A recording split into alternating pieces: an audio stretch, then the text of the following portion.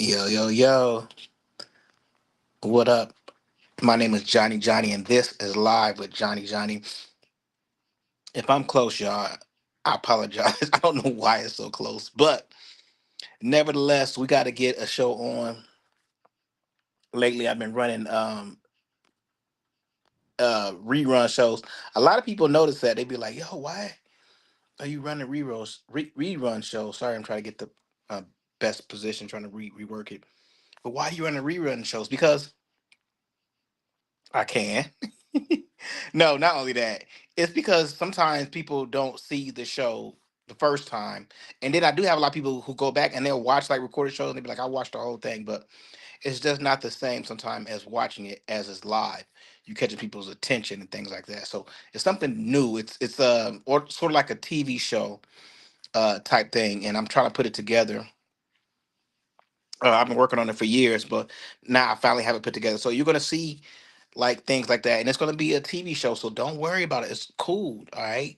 A lot of people don't even watch my channel anyway. Like they don't get involved, so it's not something that I think is interrupting anything in anybody's day. If you don't like it, just stroll past or whatever. But it's gonna be there, so it is what it is.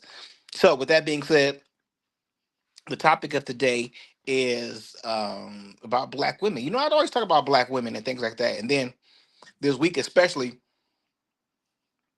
we've seen a lot of like black women on Facebook that was naked. They really put them out there and things like that. And that's like one of the things I was saying is like, in my opinion, they trying to change the look or reputation. There you go, the reputation of black women. And this is one of the ways they're doing that is by trying to change the image. And they're strong working black women, but they trying to change their image and to be like, they some hoes, some hoochies or whatever like that. And it's working. They using AI, this powerful tool AI, they're using it on black people, specifically black women, kids and things like that. They making them. Here's the thing, and this is Hitler did this too. When you want a whole group of people to get mad at people, then you dehumanize them, and that's what they doing, especially for the youth. They dehumanizing them, and that's why like you even have like black men and be like, man, I'll shoot him if you ever come along, because they making them seem like they bad people and people are after them and things like that, and they gonna get them and stuff like that, and they gonna steal and rob, and a lot of these people ain't even doing that. A lot of these kids ain't even doing that. The Pooh Shiesty Pooh Shiesty hoodie or whatever, Scully, what you put on your face, it's just a fashion statement. You know what I'm saying? It's like we had our fashion statements, back in the days, and people's like, oh, what is he? Is he a gangster because he wears thing like that, or he got a handkerchief? I just run out with a handkerchief. Now I try not to pick blue and red, like pink or something, some odd color. But I used to run out with handkerchiefs, and people would think, oh, he's a gang member. I don't know why I did it. I liked handkerchiefs, but that was always associated with gangs. So that's the way people gonna look at you. That's the way white people gonna look at you. They're gonna look at you like you are the villain because of your fashion. Until they understand it, it becomes mainstream. It's gonna be looked at as ghetto, hood, you know, and all the above. So that's what it is, man. We got some videos we're gonna show for y'all, and I want y'all to take a look at them. We're gonna come back and talk a little bit about them. You know what I'm saying? Depending if we have a lot of time, and I just kind of want y'all to see. And you can leave your comment if you want to. Let's talk about this, man. It's definitely time that we have this discussion because yo, just watch this, y'all. In 1786, they made it illegal for black women to look too good. What they did next, they never saw coming. New Orleans, 1786. Black women here are free. They own property, they run businesses, they are educated, and they dressed like it. Elaborate hairstyles, fine jewelry, silk fabrics. White women were furious. The colonial government felt threatened, so Spanish Governor Esteban Miro issued a decree. He called it the Proclamation of Good Government. What it really said was this: black women must cover their hair, as a visible sign that they belong to the slave class, even if they were free. The goal was to force free black women to look enslaved, to visually drag them back down. But remember what we said. They never saw what was coming. Here Are is you what they listening? Now watch created. this. Each style rooted in African tradition. Each one a direct act of defiance. The Gele, Yoruba, West Africa. The That's Tete where this en comes l'air, from. the Caribbean. Each peak had a meaning. The Madras Tignon, Louisiana, Haiti, Martinique. One by crowns. They hid messages inside the pattern. The Anguissa, Suriname, tied with peaks that sent signals no colonizer could read. The Musor, Senegal, the original, carried from the continent across the Atlantic. And the jeweled silk Tignon, New Orleans, the crown they built from the law itself. 6 styles, 1 message. You cannot legislate away a crown. This is part 1 of a 2-part video. Part 2 tells you what they did next. Tell me what you think about that. We definitely gonna get like part 2 in that y'all like. I'm gonna definitely get part 2 in there, but I gotta know that this is something that you like. Let me 1 second here.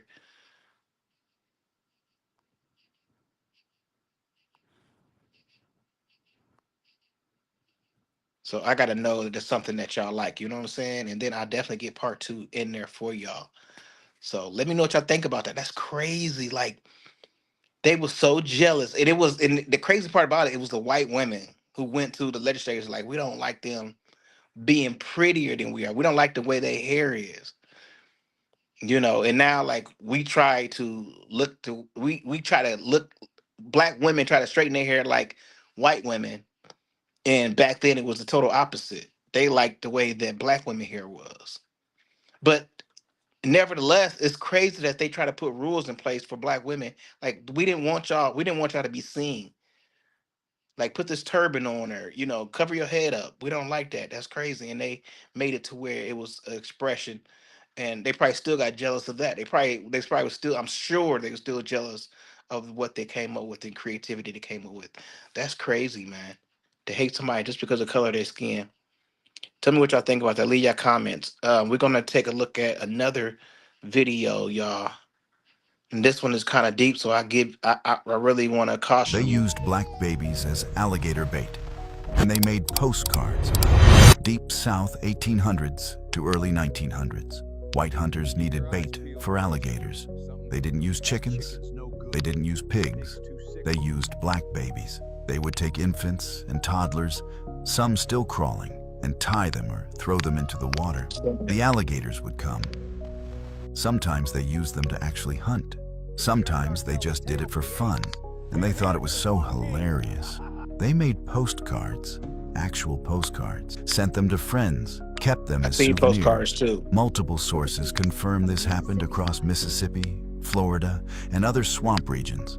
It wasn't one crazy person. It was common enough that it became a known sport. Some babies were dangled on ropes. Some were simply thrown in. The mothers could do nothing. The fathers could do nothing. This was the entertainment.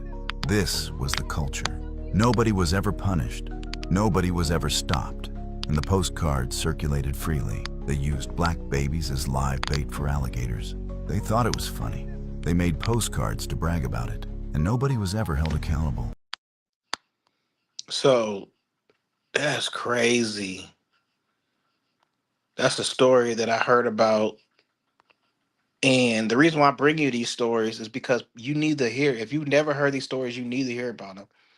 Um, and this wasn't centuries and centuries ago. This was maybe 80, 120 years ago, maybe 150 years ago. This was not a long, long time ago. So you just need to see this. But like I said, they're using AI to reimagine the black female. That's a perfect way to say it. They're using AI to reimagine the black female. What everything that y'all went through and things like that, every struggle that y'all went through, every tear that y'all dropped from the struggle, the pain. Right now, black women are the main ones going to college right now, getting their degree. So y'all, they really should be uplifted and be like, y'all. the future. Y'all the ones gonna, but it's not like that. It's an attack on black women, and that's what I've been trying to tell people for at least since last summer, at least since 2 summers ago. The attack is on black women and children. Look at the music right now. Look at the music. The song, that one song, "Spend It," is taking black women back so far. And I know adults be like, nah, like that can't deter me. I'm doing my thing, but y'all still singing it. But the thing about it is not for y'all. They know y'all too strong-minded generation. They know they're not gonna touch y'all. It's for your daughters and your daughters' daughters.